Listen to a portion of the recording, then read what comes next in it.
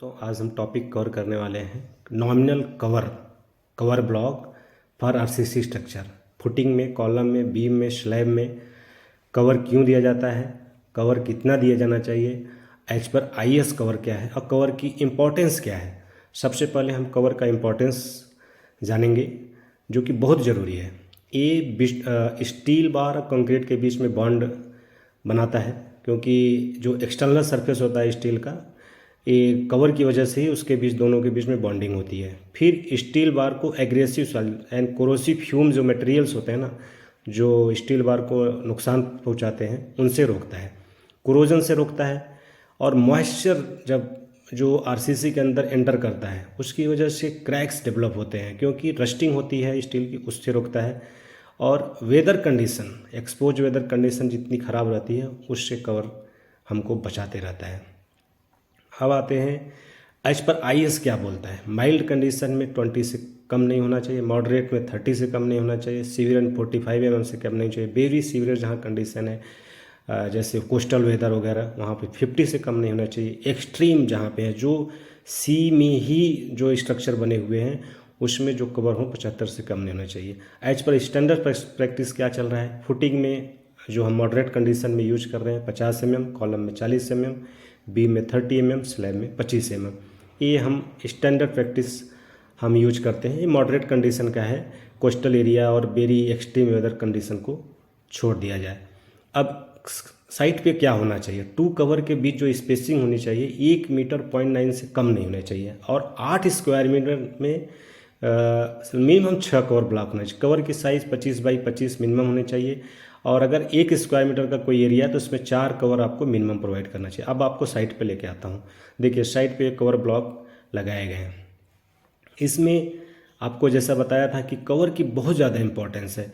Cover नहीं होने से आपका स्टील रस्ट हो सकता है, और स्टील रस्ट होने की वजह से क्या होता है कि इसकी डाया एरिया बढ़ती है, इसकी डाया इंक्रीज होता है, रस्ट जिसके ऊपर जो बढ़ता है, इसकी वजह से क्रैक डेवलप होने के डर रहते हैं। उसकी वजह से आपका सीपेज लीकेज और स्लैब में आपका आरसीसी स्ट्रक्चर नुकसान हो सकता है। देखिए यहाँ पे कवर दिए गए हैं स्लैब में, जो कि कवर का थिकनेस हर स्लैब के लिए अलग होता है, और बीम के लिए अलग होता है, फुटिंग के लिए अलग होता है, और कॉलम के लिए अलग होता है, जो कि मैं पहले आपको बता चुका हूँ।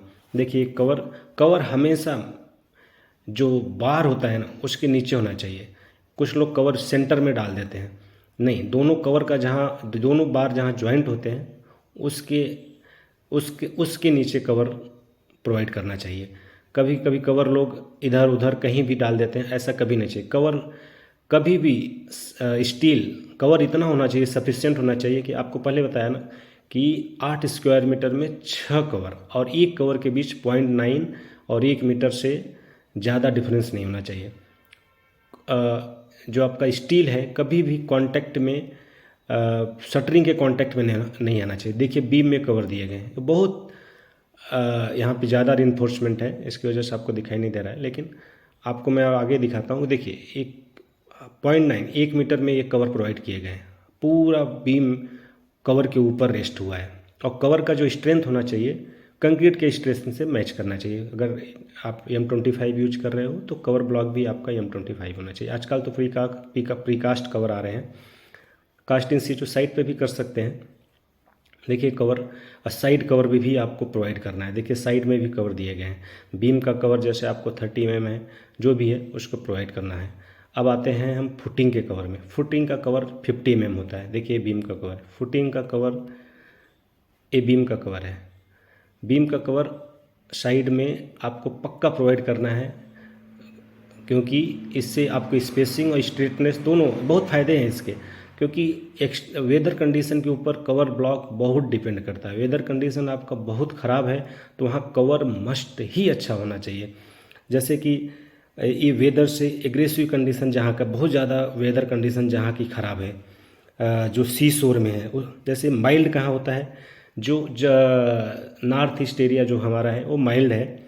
मॉडरेट कंडीशन जहाँ पे है, जहाँ पे रेन होती है, फ्रीजिंग ज़्यादा होती है, बर्फबारी होती है, वहाँ पे हम मॉडरेट कंडीशन। सीवियर कंडीशन जहाँ पे कोस्टल एरिया है, और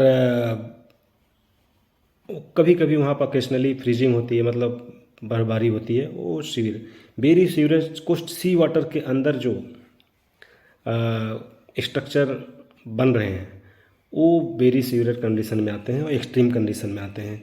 और कुछ जैसे केमिकल्स का, जैसे कुछ एसटीपी हम ट्रीटमेंट प्लांट बनाते हैं या केमिकल ऑक्सीडेशन प्लांट बनाते हैं, कुछ भी बनाते हैं, वो हमको एक्सट्रीम वेदर कंडीशन में आता है। उसमें कवर आपको मिनिमम 75 mm पक्का होना चाहिए। वो आपको मैंने पहले ही ब्रीफ कर दिया। ये देखिए फुटिंग का कवर है, फुटिंग का कवर 50 mm दिया गया है इधर। कहीं कहीं इसका 75 होता है। अगर आपके नीचे से, सॉयल के नीचे से सी वाटर आ रहा है या कोई केमिकल पास हो रहा है तो पक्का वहाँ पे 75।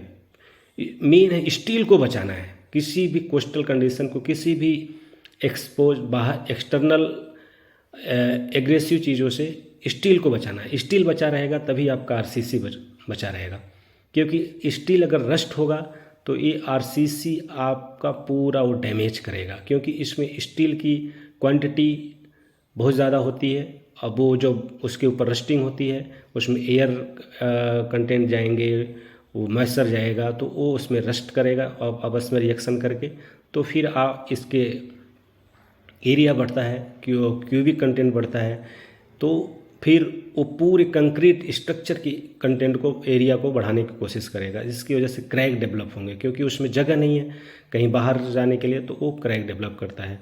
मुझे लगा आपको मुझे वीडियो पसंद आया होगा। इसको लाइक शेयर सब्सक्राइब करना मत भूलिए। इसी तरह मैं आपको वीडियो लाता रहूँगा और आपको इस वीडियो को देखने के लिए बहुत बहुत धन्यवाद। नमस्कार। Thank you so much. Please subscribe.